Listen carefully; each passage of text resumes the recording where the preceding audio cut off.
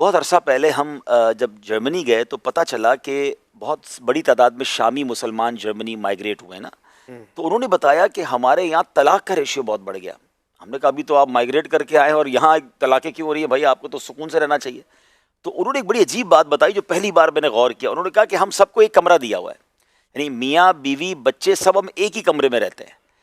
हमारे अपने वतन में दो तीन कमरे थे, बीवी अपने किचन में मसरूफ रहती थी तो बच्चे अपने कमरे में थे, हम मर्द अपने कमरे में, बाहर भी जाता था काम करने के लिए। हमारे पास कोई काम नहीं है, हम सारा दिन एक कमरे में बैठे हैं। तो जब एक ही कमरे में सारे ही लोग बैठे तो सब एक दूसरे की ऐप देख रहे हैं, कोई ना कोई मिस्टेक पकड़ रहा है और झगड़े शुरू हो गए और उस झगड़ों की वजह से तलाक़ें होना शुरू हो गई। मैंने सोचा कि यार ये जो हमारा घर से मर्द का बाहर निकलना, औरत का अपने काम में मसरूफ होना, बच्चों का मदरसे स्कूल जाना, उनका रूम थोड़ा सा अलग, यानी ये सब चीजें भी नेमत हैं। ये एक ही कमरे में बर्तन रख दिए जाए तो ये टकराते ही रहेंगे।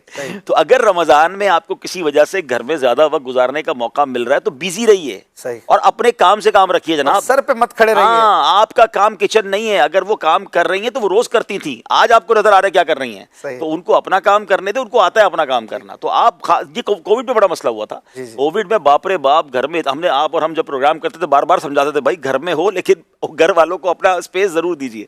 तो बहरहाल वो नियम ने कहा था कि अपने रूम में तखलिया कर लें। हमने कोविड में समझाया था कि अपने रूम में ही कोई तखलिया करे तो समझ लें आप ऑफिस चले गए तो और वहां जाके मुताला करें। तो यहाँ अब भी अगर कुछ लोग रमजान में वक्त ज्यादा गुजार रहे घर में तो वही वाली बात है कि इबादत में गुजारे, मुताले में गुजारे, तिलावत में गुजारे और सब लोग अपने काम में, अच्छे काम में बिजी रहे, एक दूसरे को रोकते टोकते ना रहे, एक दूसरे को ना देखते रहे, एक दूसरे को तरगीब दिलाते रहे।